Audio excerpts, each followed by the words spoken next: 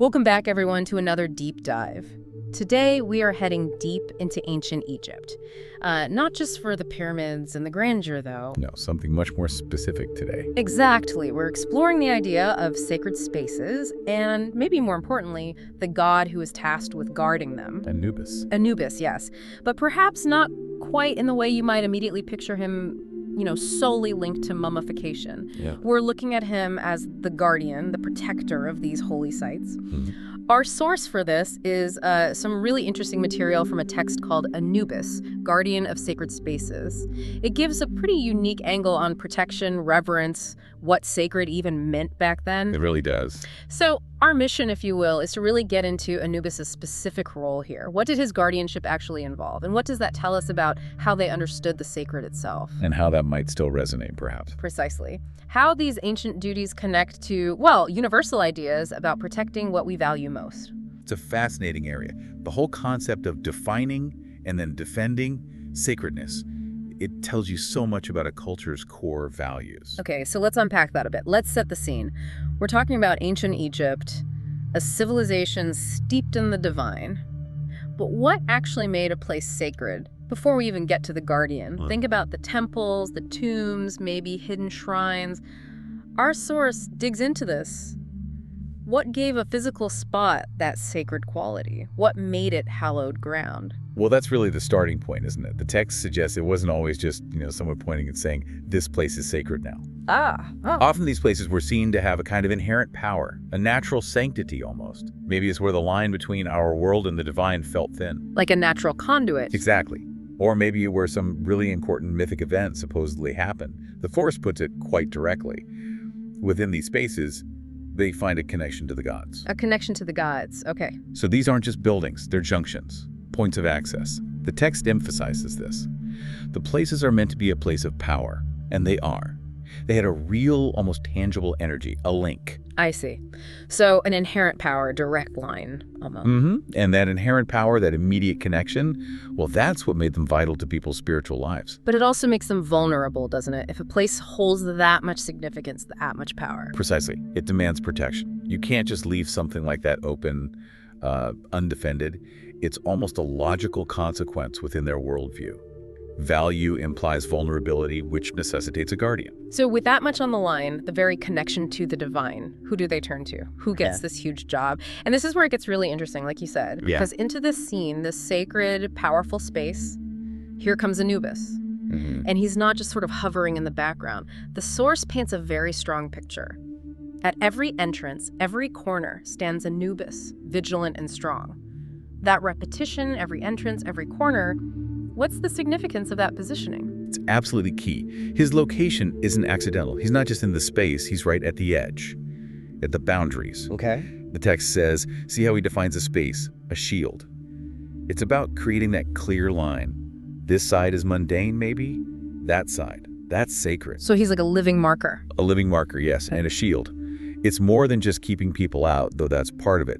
It's about defining the very nature of the space. His presence creates the boundary, conceptually. An act of defense. An act of defense, exactly. He's the ultimate threshold guardian. His being there is a statement.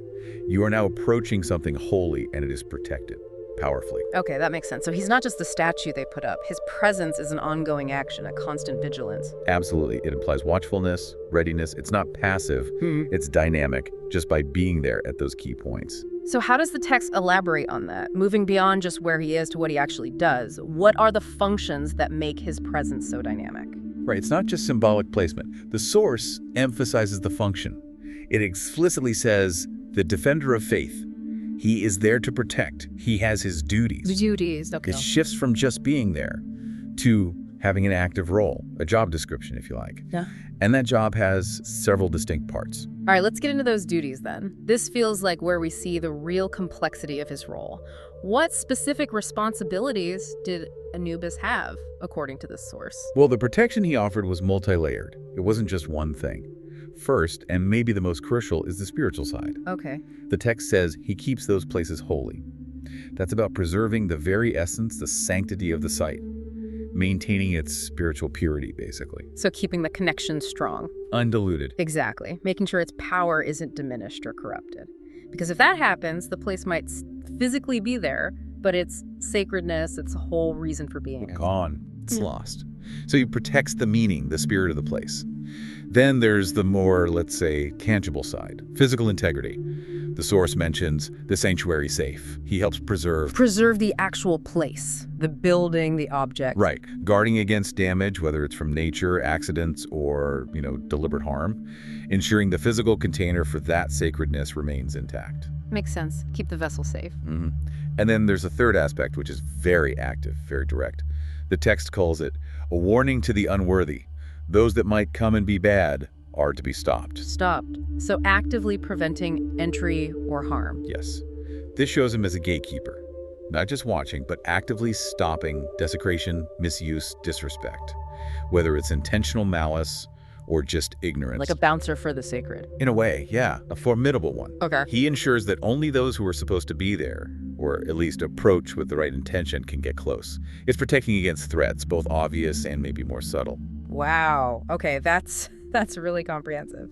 So Anubis isn't just focused on, say, stopping tomb robbers, although maybe that's part of it. Part of the physical preservation, sure. But he's just as concerned, maybe even more so, with the spiritual side, the holiness itself. That seems to be the emphasis. Protecting the physical structure serves the purpose of protecting the spiritual integrity within it. He's guarding the body and the soul of the sacred space. A holistic guardian. That's quite a sophisticated concept of protection, really. So this brings us to the legacy aspect. Anubis, ancient Egypt, that world is long gone. But this idea, his role, this multifaceted guardianship, does it just disappear? Or does it linger? What does it mean for us now? Well, that's what's so compelling. The source actually ends on this note, the legacy of protection. Know that Anubis is the guardian of what is sacred. He lives on. He lives on. How so? Not literally, of course. But the idea he represents that vigilant, complex protection of sacred things that absolutely endures, it taps into a really fundamental human need, doesn't it? To identify things that are invaluable. Right, whether places or ideas. Exactly. And then to figure out how to protect them. To define them, shield them. It's about maintaining their meaning, their integrity, across time. That need hasn't gone away. That's a really interesting point, protecting the meaning, not just the thing itself. It does make you think about how that ancient idea might echo today, maybe in ways we don't always label as sacred. What do we consider sacred now in our, modern, sometimes very secular world? And what are the modern forms of guardianship? That's the connection, isn't it? If you look broadly, Anubis becomes this archetype, protecting the invaluable, tangible, or intangible. Think about, say, UNESCO World Heritage Sites. Okay, yeah. Or national parks. Yeah. We designate these places not just because they're old or pretty, but because they hold immense cultural, historical, or natural value. Intangible value. And the protection. Well, you have laws, conservation efforts, park rangers, museum curators. These are, in a sense, the modern guardians. Their job is to protect the essence of these places. From decay, yes, but also from misuse, from disrespect, to ensure their significance lasts. So the park ranger is a kind of modern Anubis for that forest. You could see it that way. It's about safeguarding something more than just the physical thing. It's the narrative, the knowledge, the intrinsic value it represents for all of us. That really brings it home. What an exploration this has been. We've gone deep into ancient Egypt's sacred spaces and really reframed Anubis. Moved beyond the simple image. Totally. He's not just a myth figure, not just the embalmer god. Our source shows him as this powerful, really complex symbol of guardianship, protecting places that were holy, powerful, connected to the divine. Preserving their spirit, ensuring their safety. And keeping out the unworthy, keeping them sacred in, well, every way possible.